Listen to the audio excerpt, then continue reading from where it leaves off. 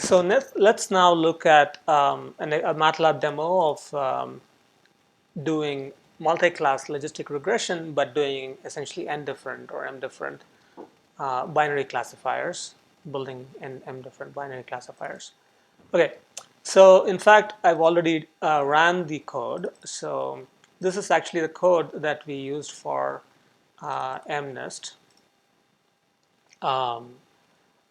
So recall, this is the logistic regression. And we used in the previous lecture, I guess, we used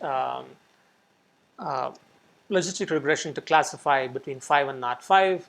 I just put that program in a loop, and I said, let's actually do that for 0, 1, not 0, 1, and not 1, 2, 1, not 2, etc.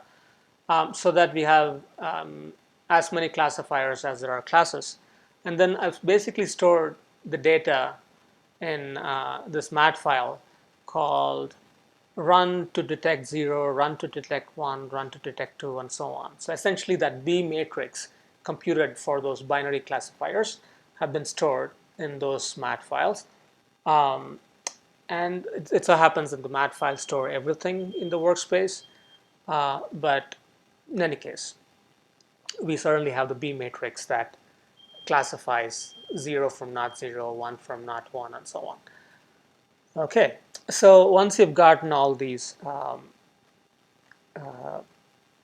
binary classifiers, essentially, we can now use it to classify data that comes into us. So you've given a new image. We can use these B matrices to examine whether it's a 0 or a 1 or a 2 or a 3 or a 4, etc. Okay, so let's look at this. This is that thing. So I just copy pasted all those files into this folder. And let me just show you these. This function, of course, just displays the image given the vector.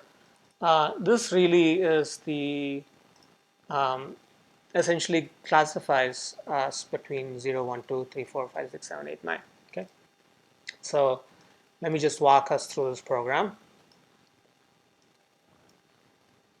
So recall, to actually generate these mat files, so essentially find the classifiers, find the B matrices, it took quite a while doing the optimization and so on. So that's what we would call the training phase, right, where you're training the classifier with some data. Now we are just testing it or using it or deploying it, right? Deploying the already computed classifier. So we're not going to do the optimization again. We're just going to use the stored information that is a result of the optimization. Okay, so the MNIST data set is still here. We are going to use the test data set to see how good our classifiers is. So class list, this is just for bookkeeping or post-processing purposes. There are 10 classes, 0, 1, 2, 3, 4, 5, 6, 7, 8, 9. And then we just run from 0 to 9 and essentially load B result in each of these files, and then we store the resulting like B matrix or B vector into a cell array. So hopefully people are familiar with this kind of data structure. It's called a cell array. I can post a separate video of what means a cell array, or you can look it up, I guess. But it's useful to understand what it is, and it's a very useful data structure. But essentially, we're storing the B matrix for the first class in the cell B coefficients of 1, and then the second class for in B coefficients of 2, and so on, where the off stands for these curly braces here. Okay. In any case, so you just stored it inside that. We just load the MNIST database, and then we now are going to examine basically 100 images, let's say, randomly sampled from the test data set. M is just test X I displayed, where I displayed is randomly sampled from how many of our test data points we have. And then that's M contains the vector containing the image, the pixels of the image. And then we call this function multi-class from n binaries m comma classless comma b coefficients. Okay, let's look at what that does. Okay, um, the input is the image, which is a vector, and then we have the list of classes that are possible, 10 different classes, which is really just to indicate, just return what the class is, I guess. And then all the stored coefficients from our binary classifiers. Okay, so we convert the image into double precision numbers, and then we basically okay, the number of classes is going to be the length of not quite b coefficients, I guess, class list. Um, and then we can compute basically n different z values, which is basically b naught plus b1 m1 plus b2 m2 plus b3 m3 etc. So essentially that expression to compute the z values corresponding to each class, as we just saw in the other video.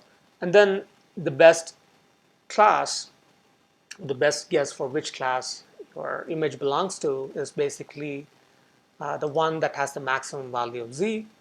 And then the second best is the second best one, and so on. So if you just want the best guess, then you just find the maximum value of z, which is a vector. Now, there are as many z values as there are number of classes, like we said. If you actually want the maximum value of z, then you would just report this value, whatever this is. But we don't care about the actual maximum value of z.